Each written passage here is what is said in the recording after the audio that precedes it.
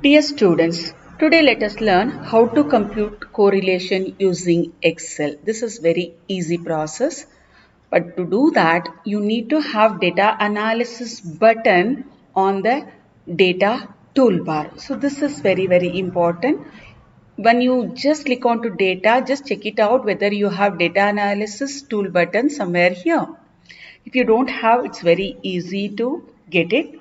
Just click on to file menu, select option, and you'll get a pop-up menu. In pop-up menu, you have to go to add-ins and then select analysis toolpath, which is present in inactive application add-ins. Select analysis toolpath. Don't click on OK, but still go for go. Once you have selected go, you would get one more pop-up menu where you have to select analysis toolpath, say OK, and immediately you can see that data analysis button present in data toolbar. Now you are ready to compute correlation. Now, to start with correlation, you must have two set of data. So here I have taken up communication skill as one set of data and friendship skill as another set of data. With this data, I am going to find out the correlation between communication skill and friendship skill. So now let me start. Go to data analysis, that is from the data menu, and select correlation. Say OK. You will get a input menu where you have to input the range. So now input range, you can select in two ways. Either you are going to select the label, the heading with the numericals, or you are going to select only the numericals. You need to decide upon it. So if you are selecting the headings as well as the numericals, need to follow the step what I'm going to say. You have selected the input range. Now your data are in columns, so fine. You need not to worry. If it is in rows, you have to select the next one. Now you have taken up communication skill and friendship skill. The labels you have included in your input range. So you have to say that the label in first row, so that you have to do the computation only with the numericals later. Now, when you see output option, you have output range, new worksheet, and new workbook.